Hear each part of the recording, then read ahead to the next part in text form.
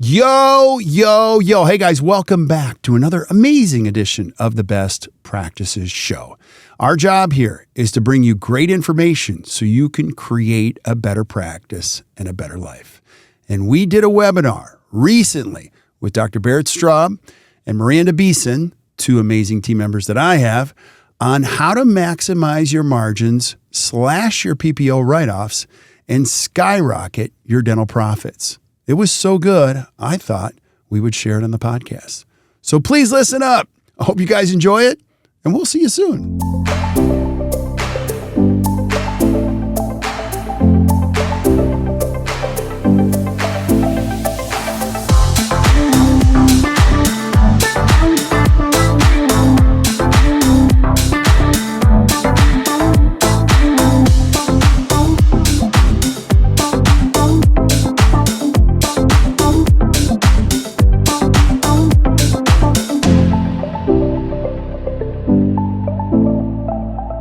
Yo!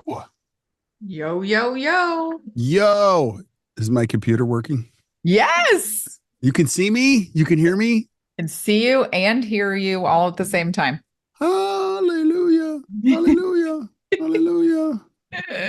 For those of you who are just chiming in, Kirk has had some technology problems in the last couple days. And the joke around the office was I was going to throw my computer in the dumpster, and it's out there. So we haven't done that yet. Try not to get mad at a computer. So Inanimate objects. Yes, I was going to say inanimate objects, but those are big words. So cool. We're so excited you guys are here. Today is going to be a fantastic webinar, only because I know that the person who put it together, and her name is Miranda Beeson, always puts together great things. My job is just to stay on the rails, present the information, and add some thoughts. So if you just came here for an hour, buckle in. We could be here for 2 hours. We'll try to keep it to an hour though. It'll be good. Hey, we're always learning and getting some education. So recently we had our team here and we did some training with the Bob Pike organization. It was awesome. And so they taught us how to think a little bit differently when it comes to virtual. So as you're jumping on, there's 30 people that have jumped on already. Put your name into the chat. Tell us where you're at. I always love to know who's on. And we'll start with that. And then if you can, if you're inclined to type, which I'm encouraging you to do, what's your biggest challenge with PPOs? Just give it to us. Bring it. And maybe that'll start the cascade of people adding to the chat, because I want to know what you're dealing with. Times Square Dental in Boise, Idaho. Heidi in Minnesota. Thanks for joining. How cool is that? Cool. Keep it coming. Oh, I have another Virginia. Hi. There you go. Miranda is in Virginia also. Cassie in Florida. Perio treatment coverage. Ooh, I like that one. Robin, Cortland, Idaho. Biggest challenge is getting husband to start the process of dropping Delta. Is he on today? I saw Cassie's here too. One of my clients, one of my office managers from a team I work with. Hey, Cassie.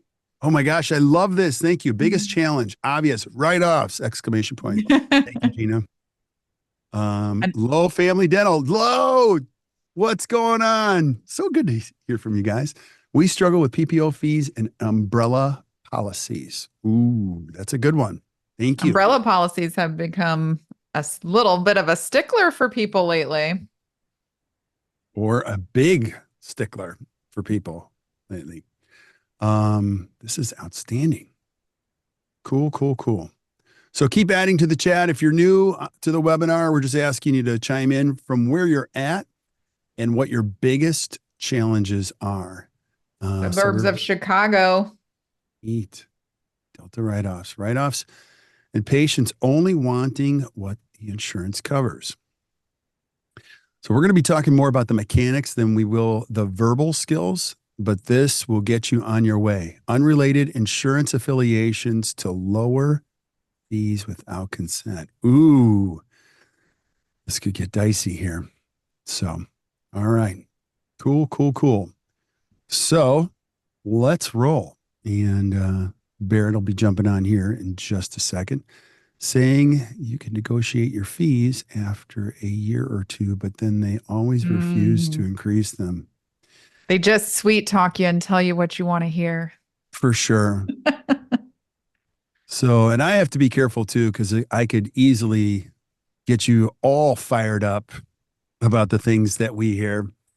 But let's not do that. We can better serve you by telling you what you can do instead of That's what you right. can't do. So, Barrett, thanks for being on. Sorry I'm late. No, no apology necessary. Your job is just Technical difficulties. I'm finding also impressed by your link. 2 minutes late versus my late that it was 12 minutes, I think. So good job with your 2 minutes. that's so funny. Yeah, it's 90% better than 12 minutes. All right. Cool, cool, cool. So let's get rolling here. So can you guys see my screen? It's coming along. It's Starting. coming along. It says Is you're it? sharing. It's There there we it go. goes. We got it. Okay. All right. Welcome, everybody. Today, we're going to be talking about how to maximize your margins / PPO write-offs and skyrocket your dental profits. If you're first time here, thank you guys for being here. If you're showing back up and you're part of the Act Dental community, thanks again for being back. We always like to make these a lot of fun and very educational. We appreciate you guys being here on a Thursday, and we're going to make this well worth your while. Now, here's how it works around here. Miranda Beeson is our Director of Education, and Dr. Barrett Straub is our CEO. And the three of us, during this hour, we want to answer whatever questions you have. So keep filling them in the chat. Now, I can't see the chat, so Miranda is going to interrupt me whenever we need to chat about those things. But this is a hot topic, and it's an ever-evolving topic. So we'll get into the details. I'm going to show you what we're going to cover here in just a second. But a couple program notes. We always mention this. Our To the Top Study Club is one of the coolest things we've done, and it keeps growing from people like you, and I couldn't be more excited. So now we are two groups of over 40. It's our own private study club. We do it quarterly, and we do it here in Milwaukee, where we share best practices. And this particular upcoming session is going to be about how you create a better culture and how you become a better leader. And that's going to be your biggest challenge ever as a dentist or dental professional, is how do we find, grow, keep, and develop great team members and create a great culture. And we're going to give you insights on how to do that. You're also going to learn from everybody else in the room. So on the screen here, you can see it's our golden ticket, and it's so cool. We believe in this so much that you can come for free for the first time. And if you hate it, totally cool. Just take all the information and chalk it up as a great day in learning. So I know that won't be the case, but we just believe in it so much. You can check it out for free. And it's a full day on Friday. We do it from 8 to 3. And you're surrounded not only by us, but other great professionals. Gina on our team, Gina, will facilitate the process, and she will be like your own personal concierge. And we're going to make you feel really welcome. So I highly encourage you to join us. Now, the other thing too is we have created what's called the Best Practices Association. It is our online platform. Now, people are always like, why did you do that? I want to leave the campfire in better condition than we found it. This whole thing is a movement. It is a movement to help dentists at any stage and team members of the life cycle so you can create a better practice and a better life. When I'm done doing what I do, I want to look back and go, that's pretty cool. High five. And I want it to continue to grow, and I want people to share in there. And there's really only 3 things we do. You can do it on your own, which means you can join the BPA. It's $99 a month. And back there, you're going to see a chat. You're also going to see tools. You're going to see resources. There's hundreds and hundreds and hundreds of hours of education. If you're thinking, gosh, my team meetings are not that great, BPA is the perfect thing for you. You can just set it and forget it in some cases. Let us train your team instead of you talking to them. So you can do it on your own back there. The other thing you could do is do it in a group. And I already mentioned that. That's our To the Top Study Club, where you can be surrounded by other like-minded people that are doing it with you. And the first one's free. Come join us. And then lastly, if you're just like, gosh, I've been trying everything and I just need somebody to help me, Our pro coaching program is our level 3 program where we will come out and we will help you do it, where we assign a pro coach. And it's all about accountability. It's about getting this done. And I know you've talked about it, you've read about it, you've heard about it, you've taken courses. This is where we make you do it and your team. And so if you want more information about that, join us at any time. So you can go back in the BPA. You're going to see a lot of the resources I'm listing today. You can find those back in the BPA. We're always adding and growing and improving our tools that will help you think better and analyze your practice. And a big part of that is going to be what you see today. We also have an app where you can take it on the go. A lot of people are on the app. It's kind of fun. You can take it wherever you go. You can listen constantly here, and it's good stuff. So today we're going to be talking about maximizing your margins, slashing your PPO write-offs, which a lot of you put in the chat was one of your biggest frustrations. And we're going to skyrocket dental profits. Let's first talk about the why. The why is this. We want all of you to have a better practice in medical. I don't care what you produce. I don't care how big your practice is. I don't care how cool everything. I mean, I do care a lot about that. At the end of the day, I want you to enjoy your life. My favorite people that I meet, they have control of their time in their life. They're like, no, I work 4 days a week. I know who I'm working with. I love dentistry. People I meet now don't love dentistry, and it's not dentistry. It's how they do dentistry. So I don't care how you do it. I just want you to enjoy coming to work. So that's a big part of what today's about. Secondly, I want you to get the rewards of financial freedom while you're doing something you love. There's nothing worse than doing something you love, doing it a way you don't love it, and not making any money. So let's reverse that. And then lastly, we're going to help you decode the stats on PPO write-offs and why and how you're working for free. So let me give you an insight of what that means. If you're writing off 33%, generally speaking, that means you're working 1 out of every 3 days for free. Or let me better frame that. That means you're going to work all of 2024 and you're not going to collect a penny until May 1st. That's not fun either. So the big why behind this is, are those 3 things. Anything you two would add, or should we just keep rolling? Keep rolling. Well, raise your hand because I'm going to keep going unless you guys. All right. So here's what we're going to cover today. I always like to tell you what we're going to do, and then I'm going to do what I told you we were going to do. And so we're going to break it down into these components. The first thing we have to do is really define what insurance independence means. Let's get on the same page, because this is one of my frustrations. People tell me they're fee for service, but they only participate with a few PPOs, and I'm like, well, that's not what I think. The other thing is to make sure your team knows what that means. So that's the first thing. Second thing we're going to do is we're going to start working on the mindset, because this is a big hurdle for most of the teams. We've got to think correctly before we execute. The third thing we're going to do today is we're going to go through data points. I'm going to show you which data points you should measure in order to maximize your margins and start slashing PPO write-offs. And then we're going to show you what they mean and a little bit on how to do it. Then we're going to give you the actions. So these are the steps after you figure out the data. Then we're going to make you rank your PPOs, because not all PPOs are equal. Some of them are less helpful to your practice, and you're not seeing that. So we're going to help you see that correctly. And then finally, we're going to give you a treatment plan. It's going to be a step-by-step treatment plan at the end of what to do. Because some of you are going to watch this and you're going to go, yeah. Well, you can take a screenshot of the last slide here and go, this is our treatment plan, and follow it. I promise you it'll work. And if you get stuck, raise your hand. We'll help you along the way. So let's get started with number 1. What is insurance independence? Now, we created the PPO Roadmap. If you're back in the BPA, you've already seen that we've upgraded it to 2.0, and Barrett's been walking our BPA community through this process.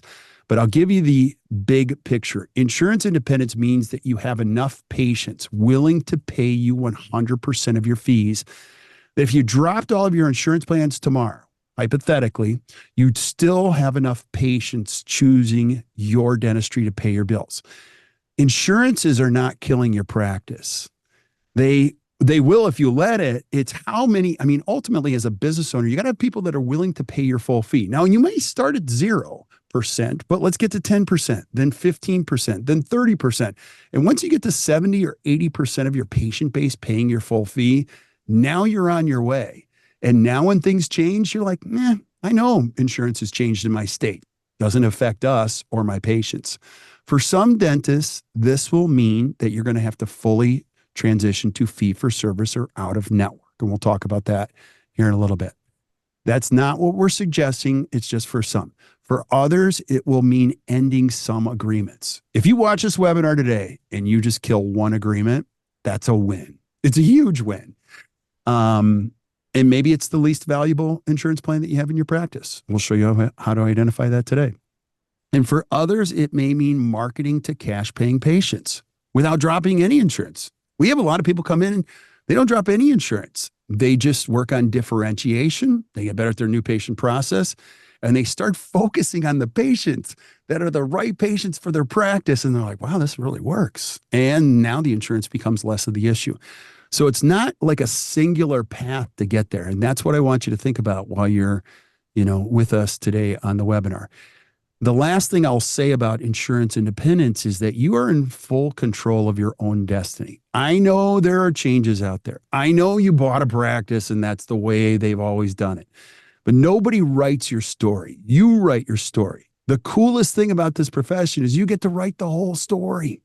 And stories change. They get better every month. They have new chapters. They have cool things along the way. So don't feel like you're stuck. Barrett, your thoughts. Yeah, just quickly, and it's a good segue into the mindset, but ideally insurance independence, if we want to think about it, if 90% of your patients are in network that you're contracted with, you have very little control over the future of your own fee schedule and your own profitability. You are beholden to the decisions of the insurance company. So we're not even making a judgment statement on the quality of the insurance. We're just making a statement of, I own this dental practice so that I can control my freedom. And yet, if 90, 100% of my patients are in network, I have zero control of the profitability because the profitability is controlled by the insurance. I have control over my operations. I have control over some of the expenditures I make. I have control over how I do dentistry, but I have very little control over the profitability. So when we just think about insurance independence as a business owner, I like the idea of insurance independence as I have enough patients paying 100% that despite what the insurance company's decisions make, I still have some control over my profit margin. And when we get into the mindset, we're going to get into an idea called the sweet spot. And if we're better practice, better life. So if someone is out there and they're like, I am in network and I love everything about my business and my life, awesome. Don't feel any pressure to change a whole lot other than just making sure you have enough independence from insurance that if things get worse profitability, you can still be successful. However, if anyone's out there feeling like, boy, I thought it would be a little different, I thought it would be better, then let's find your independent sweet spot, whether that's fully out of network or mostly out of network or marginally out of network, so that you get to that point where you're like, I love my life and practice just the way it is. And that spot will be slightly different for everyone. So before we get into this, I want everyone to hear, like, we're not pushing you to go all out of network, or you got to do this, or everyone's doing it, you got to do it. There's no peer pressure here. We're going to help you think a little different so that you can say, I own this practice. I want to control my financial future for the next 10, 20, 30, 40 years. And in order to do that, I've got to manage my profit margin. And a large part of that is my exposure to insurance. And so I at least need to track it, monitor it, mitigate it so that I never find myself where it's like, boy, what happened? I didn't know. And so I want people to hear that as we get into this mindset, because that's probably one of the most important things is how to think about this before we get into the how. So Sorry, that was a long-winded. No, it was so well said. And we could go another layer deeper because you're you're hitting some trigger buttons for me. I'm assuming that a lot of people watching this, if you're a dentist, you chose dentistry for one reason. It's called freedom. Freedom of choice to choose how to serve people, your hours. And what Barrett's talking about is that when you lose control, the sweet nectar of why you became this starts to erode and you start to lose that joy. I love being an entrepreneur. One reason, I get to choose how I serve people. I get to choose how I create. I get to choose. So don't, if there's another layer to it, it's the control thing. Now let's talk about insurance independence as how it relates to your team too, because a lot of dentists don't know how to define this. What's worse is it gets more cloudy as you talk to your team. Now you'll find this in the PPO roadmap, but like defining where we are on the map, I like the terms in network, out of network, and where are we, even if you're 100%. So if you look at the bottom of the slide, this is courtesy of Rich and Lacey Gilbert, one of our awesome practices we coach here. Wherever you are on the map, it's like the map at the mall. Your team's got to know this is where we are. If we're fully in network and we don't take cash over the counter, we're all the way here, that might be fine. But over the next 5 years, we're going to slowly move to the right and start having people pay out of network. If you're all the way to the right, out of network, you still have to know why people are calling and why they're asking these questions. So I think we all got to be on the same page. You're going to hear me use the word alignment. My hope is that you have something that your team is like, we are locked in on where we are in this process and the why and the mindset.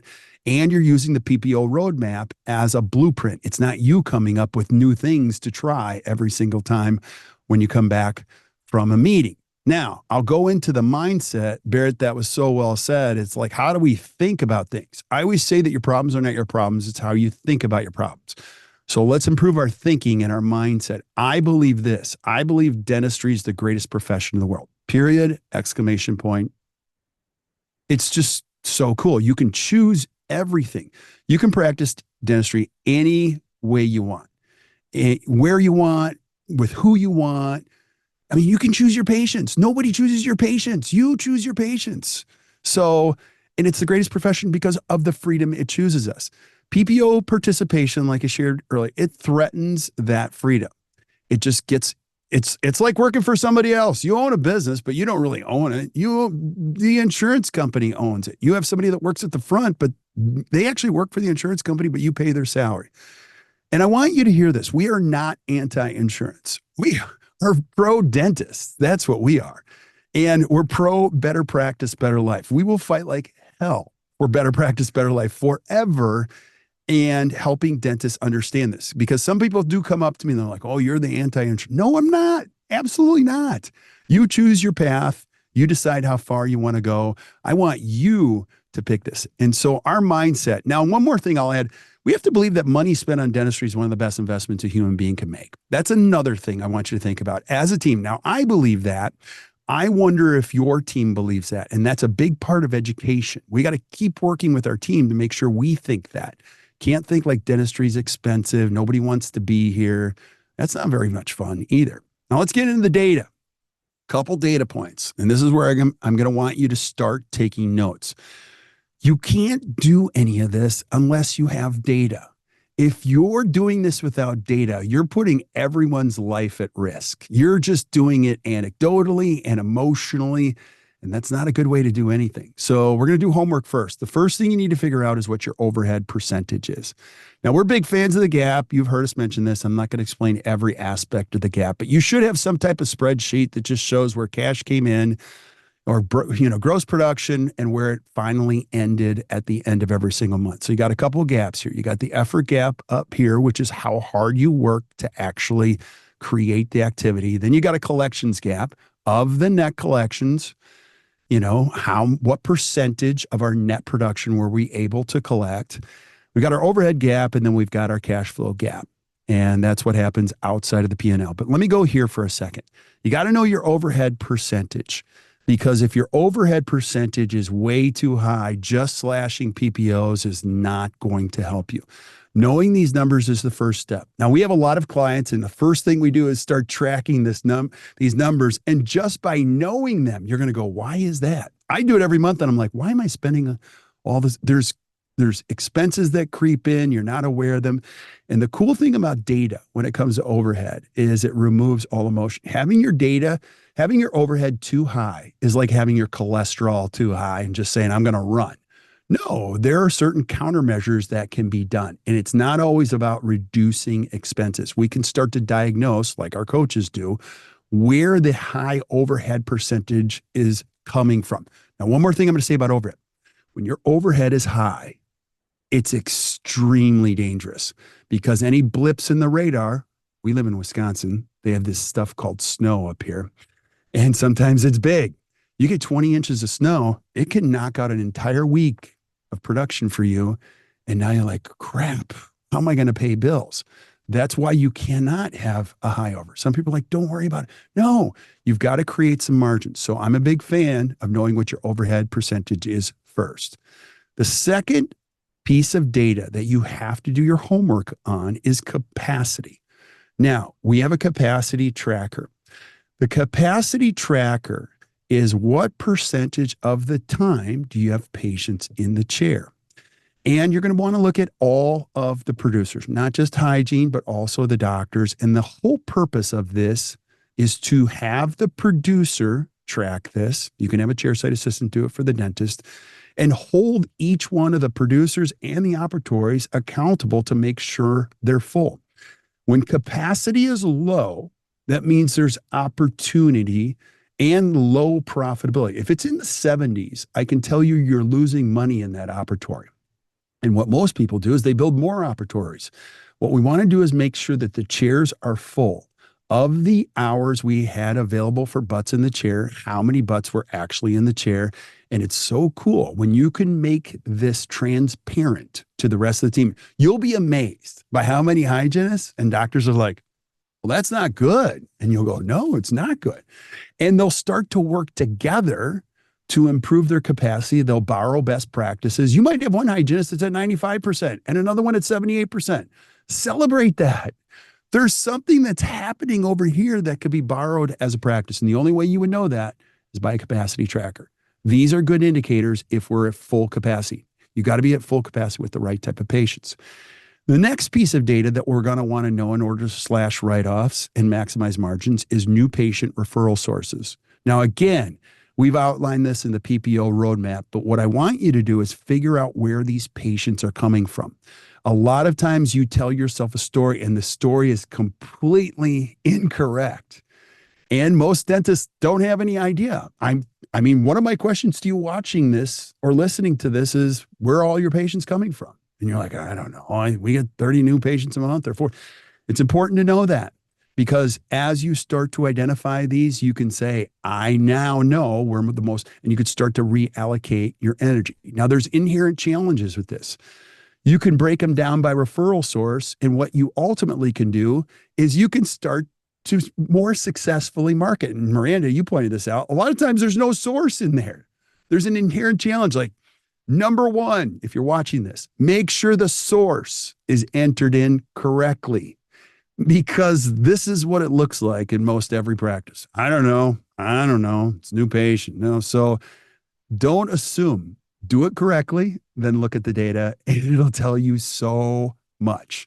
And don't throw money at Facebook ads. If it's showing these don't work. So we got to have data in there.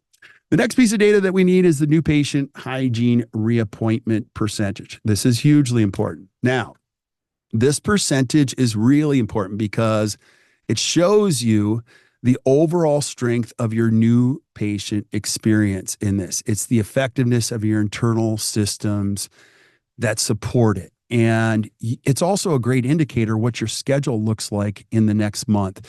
And when it's high, you can start to predict the future a little bit more. And so if you're watching this, I'm just going to encourage you to take a screenshot of this. If you have the PPO Roadmap, you can use the PPO Roadmap. But figure out what your hygiene reappointment, new patient hygiene reappointment percentage is. And you can start to see where those opportunities are. A lot of times, The hygiene reappointment percentage is low, especially if you're a comprehensive dentist, because you're having everybody come in for the comprehensive exam, but they're not tethered to the practice with a hygiene appointment. So what you do as an administrator, an amazing administrator or treatment coordinator, is you call the patient 3 days later because that's your system.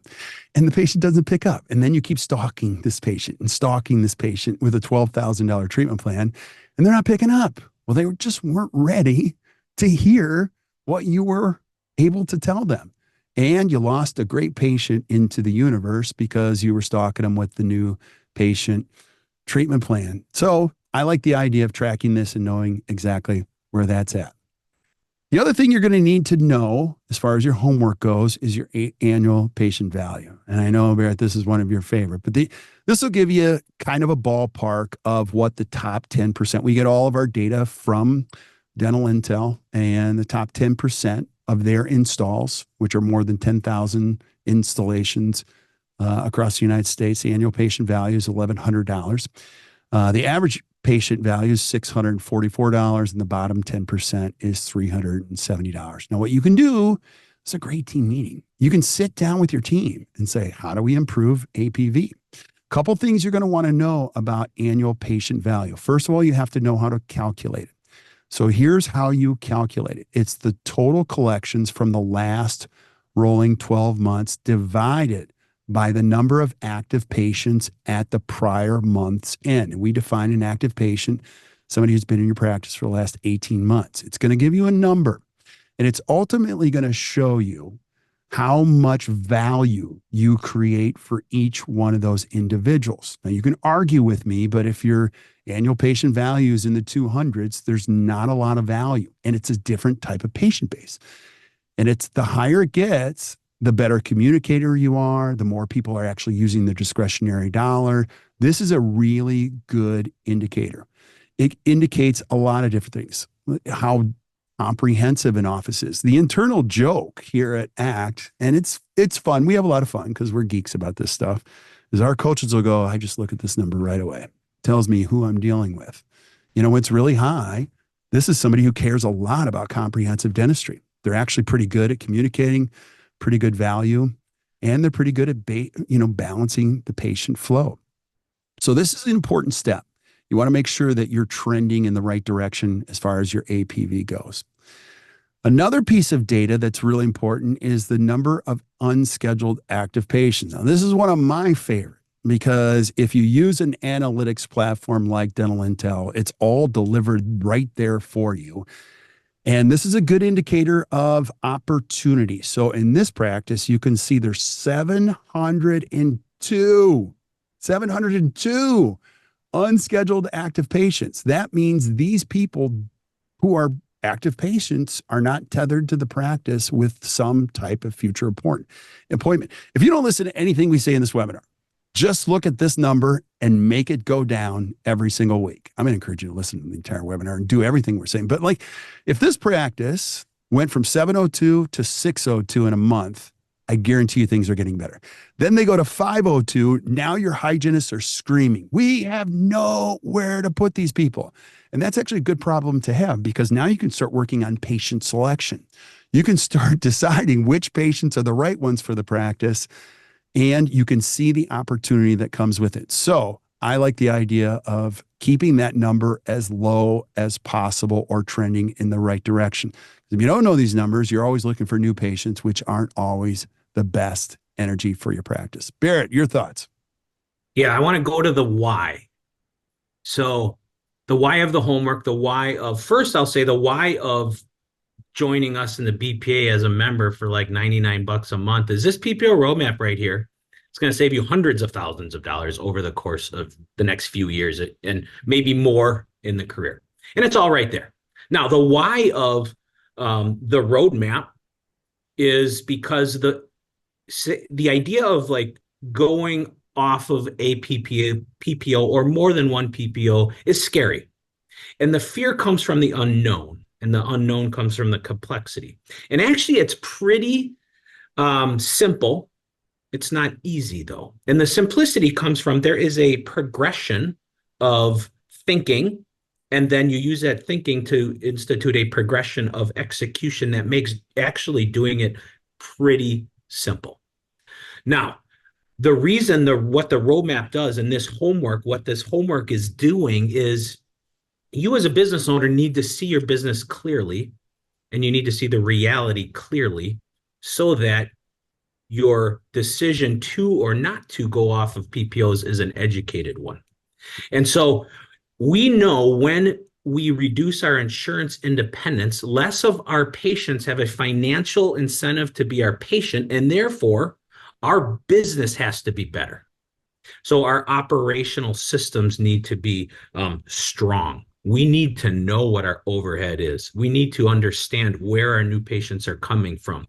We need to understand how we get to our gross production. Do we do a lot of dentistry on a small amount of patients or a little bit of dentistry on a lot? We need to know these things before we just call up XYZ Insurance and say, I'm done. So the whole point is, if we go into the BPA and we go use the PPO roadmap and we go step by step, one, we're training you to understand your business better. Number two, we're going to train you and encourage you almost subconsciously to institute some of the operational systems and make sure they're strong. And then three, as we'll get into, we're going to show you exactly how to identify PPOs, which ones are good and which ones are bad, and when to do it. And then once you make that decision, we're going to show you how. So it's not easy, but it's simple because there is a very chronologically important way to do this that takes all the fear, not all, most of the fear and complexity out of making these decisions. And so when everyone's like, I can't do it, I don't know if to do it, just start the roadmap. Yeah. And as people get into the roadmap, they say, oh my gosh, I can do this and should do this. Or, oh my gosh, I want to do this, but there's some things I need to do first. Or I'm going to do it right now because I have this all. And so that knowledge is really what the BPA and the roadmap are about. So well said. And as you can see, we're geeks about it. We love it. So join us, and you'll see back there again, part of what we do in the BPA is we do BPA lives. In this segment, we're walking through each and every step, one step at a time. And back there, you'll see all of this and more insight. You also see what others have to say about these components. On the data thing, one more thing I want to add about data is hygiene reappointment percentage. Now, that's the percentage of hygiene patients that were rescheduled for a future hygiene appointment before they left the office. And so this is a goal of 90. I actually like it to be a little bit higher than that, maybe 92 or 95%. But that means you're selecting the right type of people. You're keeping them in your practice. And if you're a young dentist or a young team member listening, think about this. For the next 3 decades, we can start selecting the right type of patient for our practice, predetermining who we want to offer, or schedule, and then put them in the schedule. And please stay with me. Everybody thinks they get 100% of their patients. Nobody gets 100% of their patients. You're rushed, you forgot. And my favorite story around this is I challenged a hygienist in Colorado, and she's like, I get 100%. I'm like, no, you don't. And I actually looked at it, and she missed 2 patients the previous day. And she said, oh, that's Mrs. So-and-so. She's like friends with the doctor. And I'm like, okay, why wasn't she scheduled? Well, she's good. Who's the next one? And then I went to the next one. She's like, oh my gosh, that's one of our best patients. Well, she was describing what happens in every office, every operatory, with every provider, every day. Those 2 people go off into the universe. By knowing this number and tracking this number, it gets better. That's just the important piece of it. It's a great health indicator to show you if we're ready to make the next move. So let's talk about the actions a little bit. So we covered, the definition, the mindset, the data. Now we're going to get into the actions. And the actions are going to be around the 3 patient segments. And segments are buckets. They're buckets in which your patients fall into your practice. The first one is your fee for service patients. These are cash paying patients with insurance that you're not contracted with, or they don't have any insurance, or, they're patients that aren't tethered by some type of an insurance in your practice. Number 2 are membership plan patients. And I'm a big fan of membership plan patients, but you need to know how big that segment is. And they're enrolled in a membership savings plan that's facilitated by your office. And then lastly, there are PPO patients, your patients who have insurance that you are currently contracted with. Now, there's 3 segments here, but you could have as many as 14 segments. Obviously, the first 2, but if you're on 5 PPOs, that would be a total of 7 segments. So what we want to do is analyze each segment. You might be on Delta, then BCBS, and then Dentamax or whatever, but you can segment each one of these and see their impact in your practice, and you can diagnose them one at a time. And as you start to do this, you're going to learn a lot of information. So we actually have a patient segment scorecard. And like I said, figure out how many segments. If you have trouble with this, we'll help you with this. But for each segment, at least once a quarter. So as you can see, this is monthly. Have a team member say, this segment for this quarter did this. It'll blow your mind. You're going to be like, why? I don't understand this. Just doing this alone, you'll start to ask better questions, and it'll reduce some of the craziness in your brain. And you'll go, okay, why am I even on this? I showed a previous one in which a dentist gave it to me, and he was writing off 72.5%. And he said, why am I doing that? I go, I don't know. It's your practice. And he's like, well, there's no reason to do that. But he wouldn't have known that had he not filled out the segment scorecard. This gives you the truth about the impact. Now, I'll tell you right up front, this information is not easy to find. Somebody's going to have to dig in your office. Isn't that fascinating that you can't just pull this out of your computer? So you want to be able to rank your PPOs. Now, here's what you want to do with them. You're going to rank your PPOs after you do the segments. So once you do these, you're going to get a good idea of each segment and how they impact your practice. And then you're going to rank them based on write-off and profit. Now, if you go back at the BPA, you're going to see how to do this. These are not the same. You're going to do what's called a profit ranking, and then you're also going to do a write-off ranking. And from that, you can start to make decisions. In the scorecard, you're also going to see how many patients are on some things. Here's an easy to do. Once you do these segments, you're going to see that one PPO you have 9 patients on. It's awesome. Go for the one that has the fewest number of patients right away, because you're going to need the experience of that. It's going to have a little impact on your practice. You're going to go, it's 9 patients. You can proactively communicate with them. Your team will get their arms around how to do this in the future when it comes to bigger segments. And you'll say, wow, we did it with 9 patients. And what's so funny is you won't lose all of them. You may, but you always think you're going to lose all of them. By having this data, you can accurately diagnose what your next step is. And let's cover your treatment plan. So we're going to walk you through step by step. So after you get all these things done and you've had your team watch this webinar, please watch this. Now we're going to go through a step-by-step process. The first step is to identify your target insurance plans to remove from your practice. You're going to do that from your segment scorecards. And again, here's my challenge to anybody watching this. If you do the scorecards and you don't know which one to do, call me or call one of my team. We'll instantly start asking you questions, and in 10 minutes, we'll both know which one you need to target first. Then we're going to, set a target date. Now, here's what's cool. We're planning way in the future. You're not just doing this on a whim, starting it on Monday or next month. We're going to set a target date to drop the plan. And then we're going to proactively communicate with people instead of just mailing a letter to all these people. Our best advice is 6 to 12 months. Now, it gives you ample time to inform your patients on the why. It's also 2 recare schedules. Do you know what I mean? You can actually sit down with somebody and say to a patient, Mrs. Jones, some changes coming ahead, and I just wanted to be knee to knee with you to describe this, and you can follow up with something written. Miranda, your thoughts? Wasn't sure if maybe you were going there just now. The other thing to consider is that every insurance plan will have a window in which it takes to be out of network. So you might decide, I want to drop Delta. Well, that doesn't mean as soon as you send a letter starting the first day of the next month after they get it, you're out of network. For every plan, it's a different window of time, 30 days, 60 days, 90 days, whatever that may be. And so it's also very important to make sure you do it so that your team can be prepared and have those conversations for sure. But also just that little caveat of knowing the contract details to know what window of time you'll have before you can officially be out of that contract based on what the agreement was when you signed up with them to begin with. Yeah, thank you so much for saying that. So that is in the PPO roadmap. I didn't put it on a slide for today, but one of the steps in the roadmap is read your contract. And people always say, well, what contract? I'm like, well, you signed something. It was so funny. I actually saw one and it had plastic on it.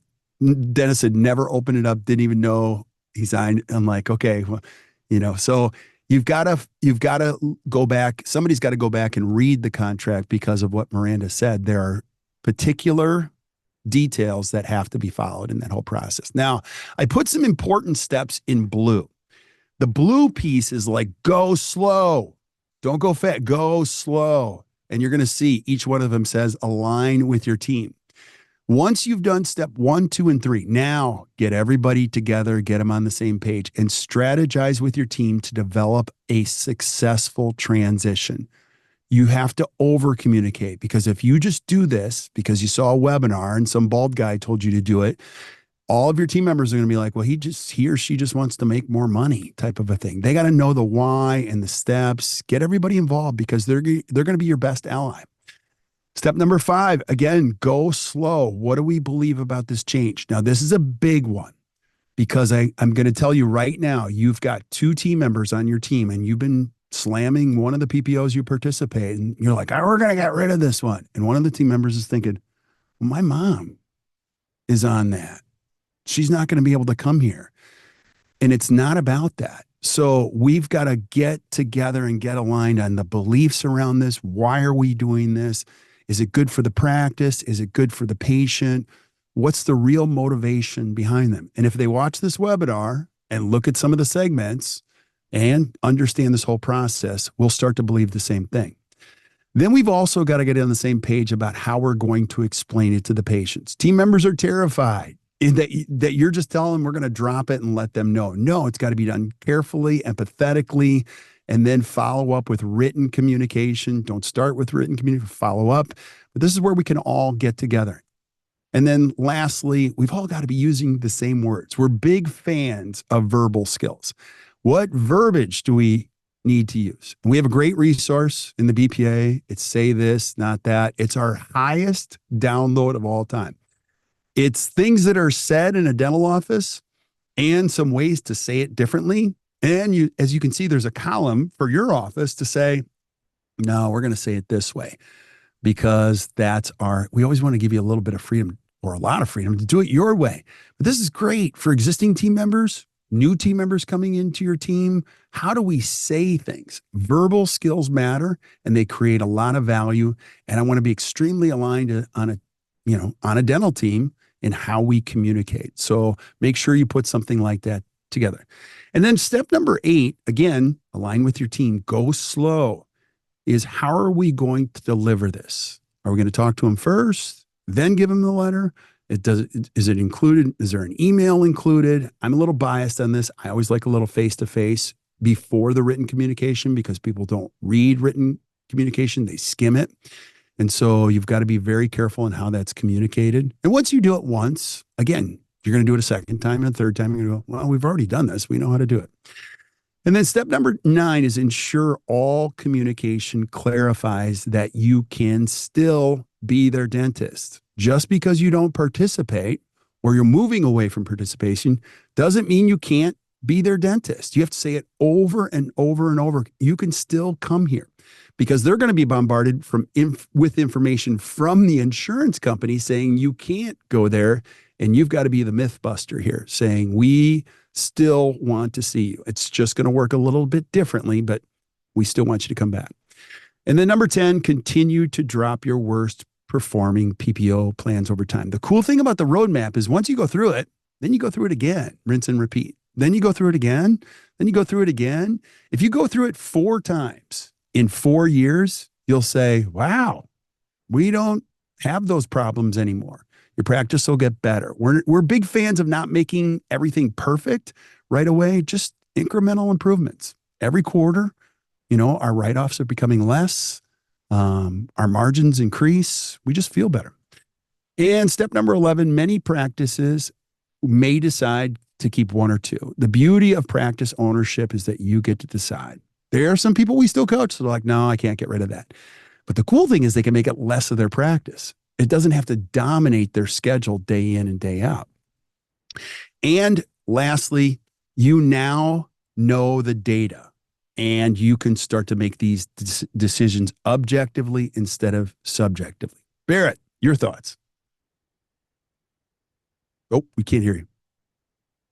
I just want to point out, I love the 12 steps. The ones in blue make or break it. And so I just want to come back to the idea, like when we do this step by step in the right order at the right time, in the right sequence, things go well. And what makes or breaks success is not when you communicate with your patients. All that's important. It is truly your team, the mindset, the confidence, and knowing what to say when you get those hard questions. And so you can see how this all comes together. When you go through the work of pulling data and you go through the work of putting all your patient segments in each of insurance in a patient segment scorecard, you can see, oh, I have one plan here that I have very little revenue on this one. In fact, if I lost that revenue, I'd be fine. Oh, and by the way, there's not a ton of patients on that, and they correlate. And I write off a ton. Okay, that's an easy one to drop. And we're almost going to practice with it, right? Then you go through all the blue steps and you get your mindset of your team aligned. And then you go and do it on the one that if you lost every one of those patients, financially, you'd be fine. Awesome. Because what happens? You get some confidence. You're like, actually, half of those patients stayed because they're here for me. Your team sees that we can do this. We learned the hard questions we're going to get. We learned a different way and a better way of saying it. We saw that some of these, not all the patients left, actually a bunch stayed. And now we can go to the next one and the next one and the next one. But the point is those blue ones and really getting your team on board with why you're doing it, the value of your dentistry, and some training on the front end of when proposed with this question, you might say this. That's when people are successful with this. Not success looks like, hey, I dropped XYZ insurance. We're starting in 3 months. Let's go, team. That's always a recipe for disaster. So there is a very proven way to do this, and that's what we're presented to you. Love it. So well said. I absolutely totally agree with that. So if you're watching the webinar, do this, take a screenshot of this. This is your treatment plan. Put it up in your break room, and say, this is our plan. Let's do it. Go back in the BPA, download all the resources, use them. You can do one step at a time. So there's your treatment plan and how to move away from the write-offs and increase your margins. I want to finish with a couple final thoughts, and then we'll open it up for questions. By embracing this shift, practice owners can unlock the pathway to a better practice and better life. And that was the goal of this at the beginning. You can actually get that sweet nectar back, which is the freedom and the personal fulfillment. People are more unhappy than ever, I think, in some respects. And again, it's not dentistry, it's how they're doing it. I'm like, I wouldn't be happy doing that, racing from operatory to operatory. You can get the passion back and reduce the burnout. And rather than being controlled by PPOs and write-offs and working for free is not fun. This is too hard of work to work for free. And another thought is insurance independence isn't about being anti-insurance. I can't say that enough. It's about prioritizing quality care and patient satisfaction. That's what this is all about. You're going to start to pick patients that believe the same things that you do and that value what you do, and you're giving them priority seating in your practice week over week, month over month. And after a couple of years, you're like, wow, this is great. I have people that appreciate what we're doing here, and they're happy to pay for that. And through this data, you can identify the segments and you can start to rank your PPOs based on performance. And you can also set a very clear path, which includes the 12 steps. And with careful planning and effective communication, you can confidently remove underperforming plans and shape your future. So I love this. It's all in your hands. So let's do this. I want to open it up for questions. We have a few. Okay. I'll fire them off. And then if more come in, we'll just keep rolling until everybody gets all their questions answered. Thank you. So a question that came in early on was there's a lot of plans now that are not allowing for out of network benefits. And so that question around you can still come here and then navigating those conversations with the patient where they're not going to receive any benefit because you're out of network. And so how to mitigate some of those plans that are starting to transition into not providing any out of network benefits. I have thoughts, but I want to hear your thoughts. You guys go first because I'm not going to be helpful here. Well, my first thought is it's when they do that, it's no longer a preferred provider. It's an HMO now. Mhm. Totally. And so that's part of the language, and we have no legal recourse as dentists, but that's technically a breach of contract because they changed the landscape of the business. An HMO means you only go to this list. A preferred provider means preferred. It's a DPPO, but yes. Yeah. I don't even know what that means. It functions like an HMO. It's an HMO. Let's just call it. Yeah.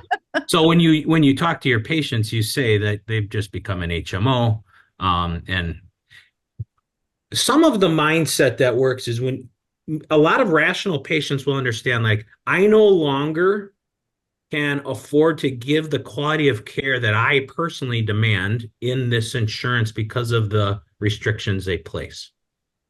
And if I continue, the quality of my care has to diminish for my business to stay open. And I'm not okay with that. A lot of people get that.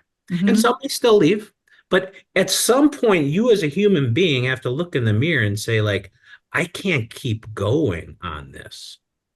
And when the more authentic in explaining that to a patient, a lot of patients will stay and will understand that, or at least appreciate why you're doing it. And it's not just a money grab. It's actually a stay in business, stay psychologically sane grab. Yeah. That's a good point. Psychologically sane. I think a big piece of it is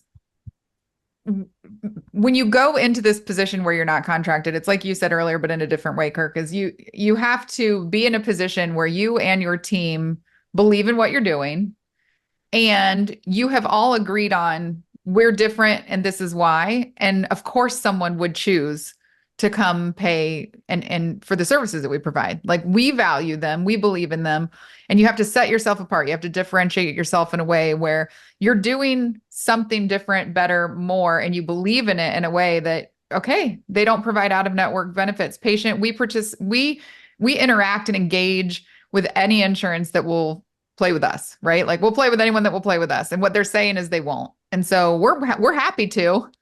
But that DPPO that you have is saying that they won't. We're still going to provide you with the same level of care. We're still going to be taking exceptional care of you. We're going to have the same relationship we've always had. And just sadly, your insurance is saying that they won't contribute if we stay with us. Now, that doesn't mean that you can't stay here. Let's talk about ways that other patients with plans just like the one that you have had success here. So that they know, like, oh, I can still stay. Other people have done it. It's possible. It's not unheard of to be somewhere that doesn't have benefits from my insurance plan. And maybe that's someone who decides to transition to a membership plan that you have in your practice because they're not receiving benefit, but they don't want to leave you. So I just kind of look at that as it's not a no, it's not they're going to be gone forever. It's really about how you handle it. And in the end, it's about the team being aligned on how we communicate with those patients over the phone or in person or whatever it may be. Yeah. There was another question from Passion, and she was saying, they're not ready to really drop insurances yet. And what they're trying to do first is to negotiate fees. Any advice on negotiating fees or how to go about that process until you are ready and you've done the data and you know that your practice is sound and ready to go? Yeah. I'll start with this one. And my answer is going to be the same from the previous question to this one. I've been doing this for almost 30 years. It gets weirder and weirder and weirder every year. They do things that you're like, they can't do that. Well, they're doing it. And so we can get upset about that or we can up our game. And I think it's going to continue. We're going to do a webinar 5 years from now. And you guys are just going to be so upset that these companies can do this. And I would say, game on. This is where we have to decide. Like, for every dentist that's listening to this, you only need 1,200 patients for the most part. That's all you need. So you got to set your sail with, how do I build that? And it might be a little bit at a time. You build a great practice one patient at a time. And one more thing, it costs $4 million to be a dentist. Most experts will say the investment in dental school, undergraduate, postgraduate, you lost wages to buy a practice. By the time it's all said and done, you kept all your receipts. It's a lot of money. Game on. Get a coach. Get a coach and go, I want to do it this way, and navigate to the place that you want to go. It's not that expensive, comparatively speaking, or you can just keep plugging along. So that's my answer. And I know it's not helpful, but that's why we create these tools. That's why we create a step-by-step. And I'm telling you, you can totally do it. So if you're listening to this and that sounds harsh, no, you can totally do this. So what are your answers? What are your thoughts to Miranda's question, Barrett? First, again, let's step up a level in altitude and just look at that question among others. And I always say because we get this question all the time. And I always say, if you're going to play in that game, if you're going to stay in the insurance game for the rest of your career, yeah, go for it. Negotiate some fees. If you're not, take that money, time, and energy and put it towards this roadmap and move to get out. Drop a few of your worst PPOs. Your profit margin will benefit more from doing that than negotiating fees. Let's think about negotiating fees just from a general, and we are not experts on negotiating fees, but think about it from a business perspective. I'm a 1 doctor or 3 doctor practice. I'm going to hire a company. First of all, no insurance company is going to negotiate with you, right? You're going to get nowhere. So you're going to have to hire someone on your behalf. They're going to go, you have zero buying power to XYZ huge insurance. Okay. Why would they give Barrett Straub fee? So they might, to appease me, give me a percentage or two, of which I'm going to give a huge percentage to the person that represented me to negotiate. And then that's only going to last for 8 more months because it's a year-by-year contract. And then the insurance just reduces their reimbursements the next year. So I did all that work for 8 months of a minimal profit margin. That's my view on it. Now, obviously, there are organizations with a lot more buying power than the smaller independent dentists, and they can have more success negotiating fees. And if you're one of those, yeah, negotiate. If you're a smaller independent dental practice who are the people we want to help, I would encourage us to think if that's the game we want to play or if we should be spending that time, money, and energy over here. And it also really speaks to, Robin's questions here about differentiation. And there's a man in the mirror, woman in the mirror moment. We've got to look and say, am I good enough that a patient would come to me versus the 3 other dentists down the street? And if the answer is no, that stinks. And dentistry is wonderful because we can change that answer very quickly. There's so much CE clinically to skill up. There's so much CE we offer on, you just heard Miranda's like the verbiage queen. There's so much CE we can offer on how to be better at customer service, how to use the right words, how to operationally set up your practice so at a new patient experience, you're set aside, you're differentiated. And so if you can't look in the mirror and say yeah, I'm pretty darn good, then we got some work to do before we drop all the big ones.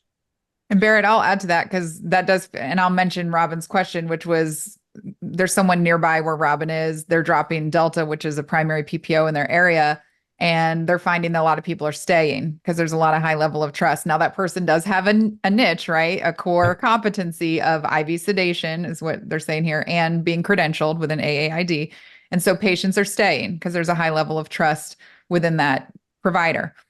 And I would argue, I don't want to say argue because it's the same thing, but I would say I believe in myself and I believe in my team and what we create, because more so than you doing really great crowns with beautiful crown margins, which is very important, how someone feels when they leave your office is really going to be what just helps them to decide if they're going to stay with you through a change like this. If someone feels like you are where they belong, this is where I belong. This is my dental home. These people get me. I'm comfortable here. They listen to me. I've have ease of use. They know me by name. I don't have issues with my dentistry. My hygienist is excellent. She gives me the most thorough, comprehensive care of anywhere I've ever been, and she knows my kids' names, right? When someone feels like they're a part of something and you create an experience for them like that, if they leave and go somewhere else, and that's what they're saying, is this true if, they stay or they leave and they come back? Yeah, we hear it all the time from practices. Sometimes people do leave because they don't know any better.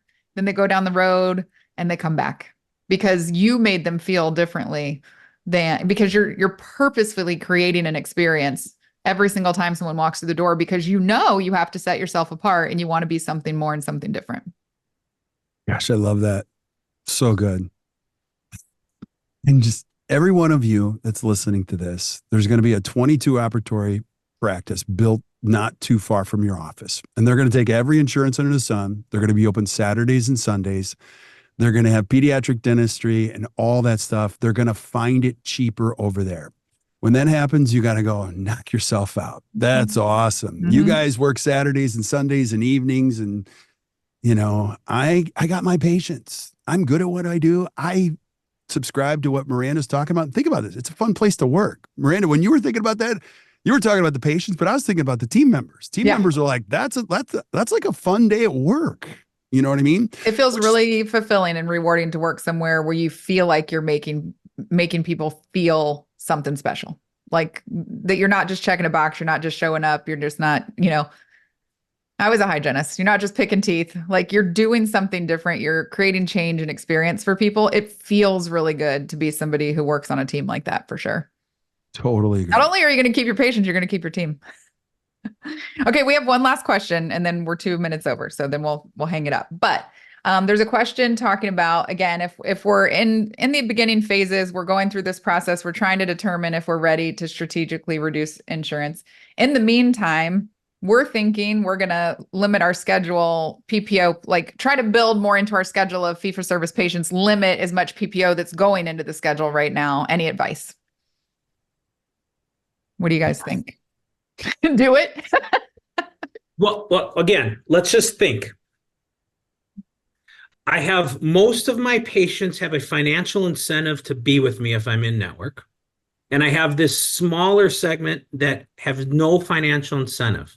And those are the people that pay me 100%. And if I'm really busy and I'm booked out, and Barrett has no financial incentive, and he calls me and I want to come to you to be my dentist, and I tell him it's going to be 9 weeks before I can see you for a new patient exam.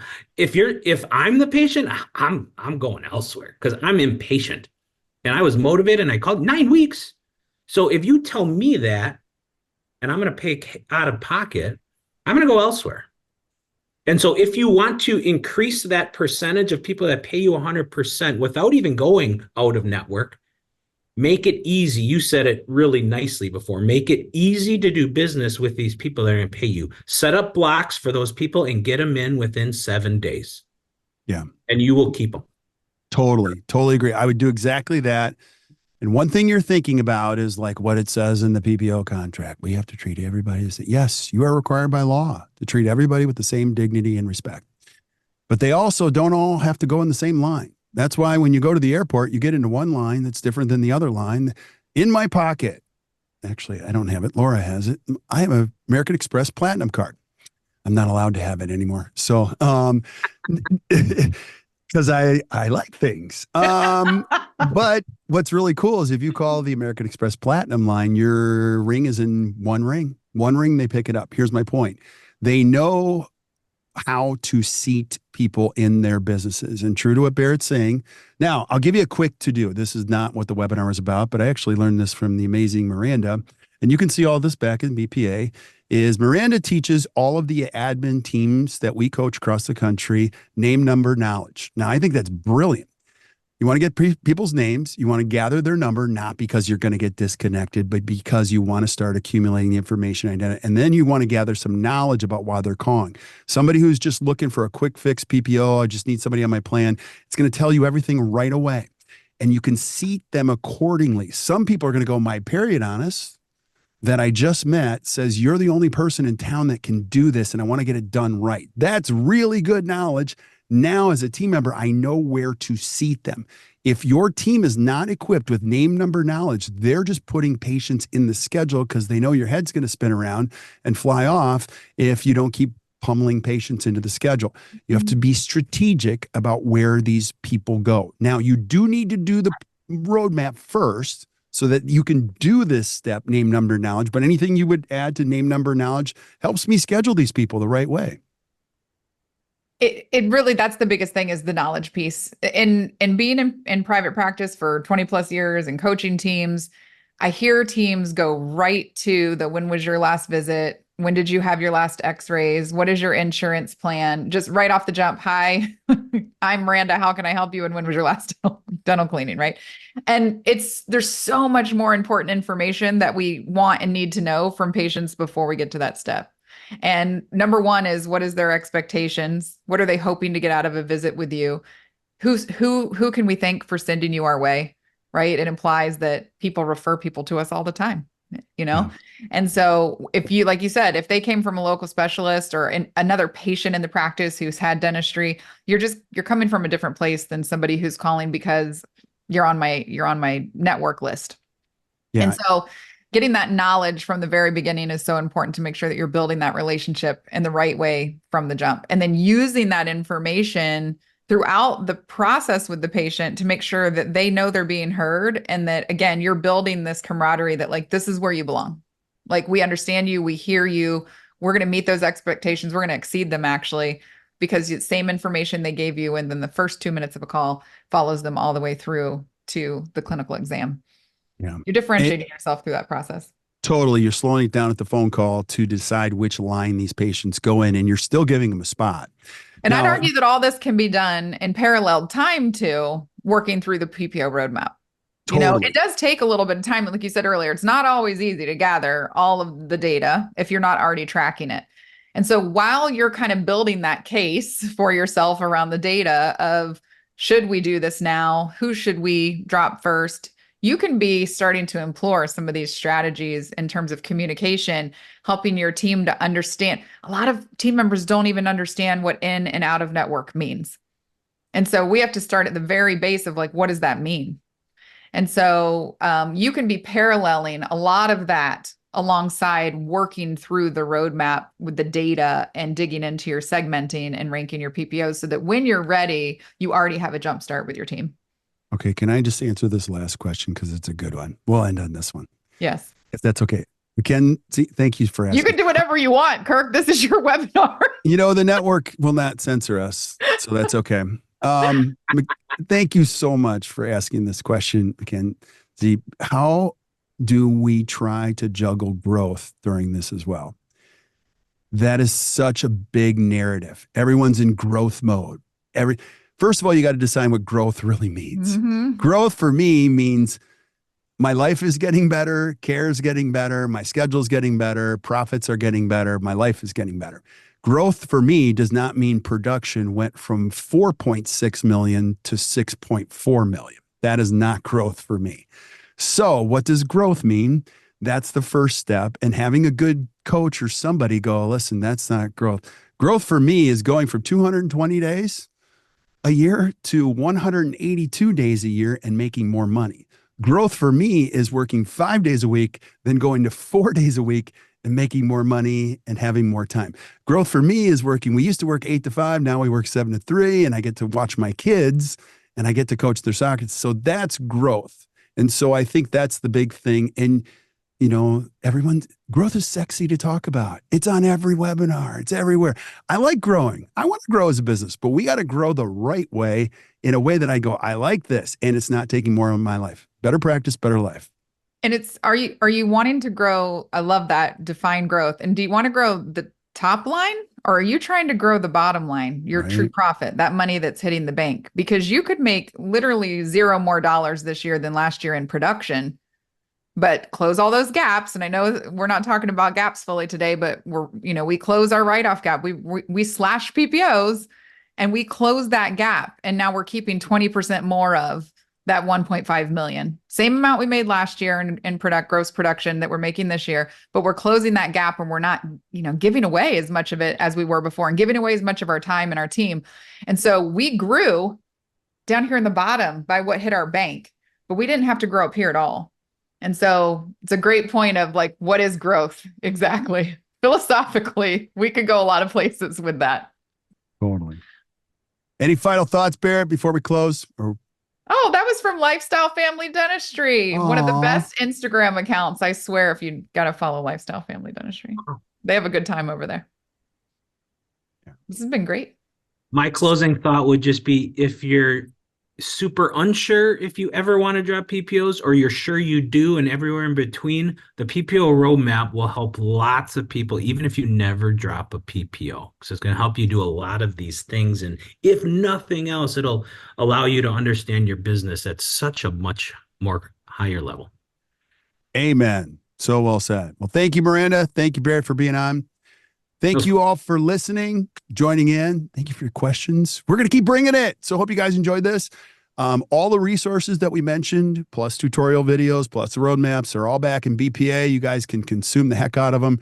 And we're here to help every step of the way. Don't forget the golden ticket. Join us. I challenge you to join us. You will love it. I promise you. And until we see you next time, or you hear from us next time, keep building a better practice and a better life. You guys enjoy your day.